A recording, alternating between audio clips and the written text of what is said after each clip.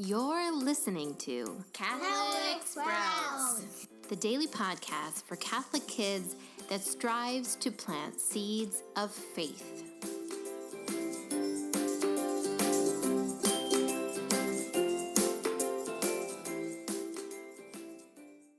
Hey there, Sprouts. Today is Thursday, April 25th, 2019.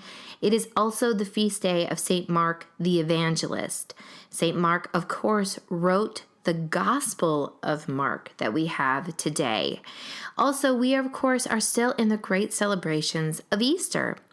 This week on the Catholic Sprouts podcast, we are talking about Easter. We have already talked about how it was a real event. It really happened, truly, in history. Jesus really did rise from the dead. We talked about how it is the greatest feast in our Christian faith, how after Jesus died, he descended into hell and took the righteous souls that had died into heaven with him. Yesterday, we talked about the fact that Jesus needed to die to prove to us that everything he said and everything he did was true. We also started to talk about how Jesus rose and had a body, but the body was in a way different than it was before he died and rose from the dead. Today, we are going to dive into this remarkable mystery of how and why Jesus' body was different after he rose from the dead. Now, like we mentioned yesterday, in the stories of the resurrection, we often hear that Jesus isn't recognized by his followers. Or even more remarkable, we hear that he vanishes. They finally realize who he is and he vanishes from their sight.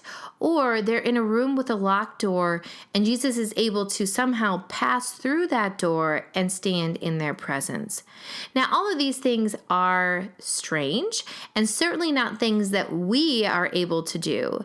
We are just like Jesus was when he lived on this earth. He had a body just like us that functions just like ours. But again, after the resurrection, something was different.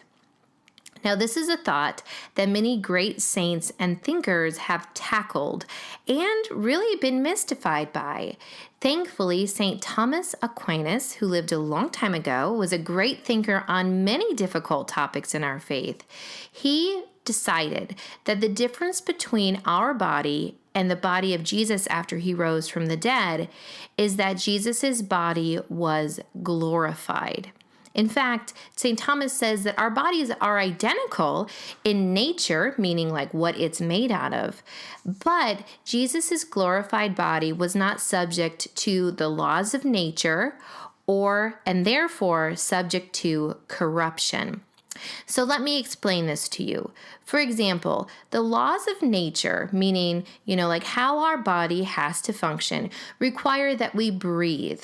We have to take a breath in, our body gets what it needs, and we breathe out. We have to continually do that or our body will stop working. Also, our bodies are subject to the laws of the world we live in. For example, we are subject to the law of gravity.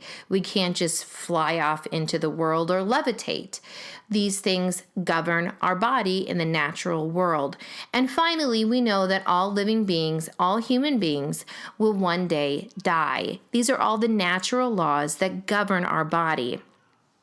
However, when Jesus rose from the dead and was glorified, these natural laws no longer applied to him. If he had stuck around for years and years, his body never would have aged. He never would have gotten ill or died. His body was glorified and therefore not subject to the natural laws.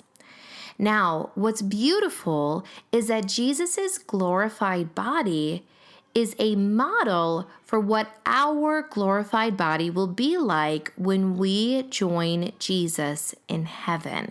We will no longer be subject to the bad things that plague us in this world, suffering, death, pain. Our body will be glorified. Isn't that cool?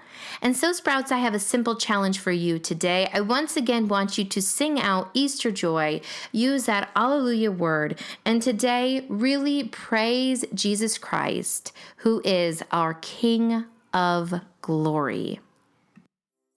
That's it for Catholic Sprouts today. We'll be back tomorrow, but until then, continue to grow in your faith and truly sprout into the beautiful creation that God intended you to be.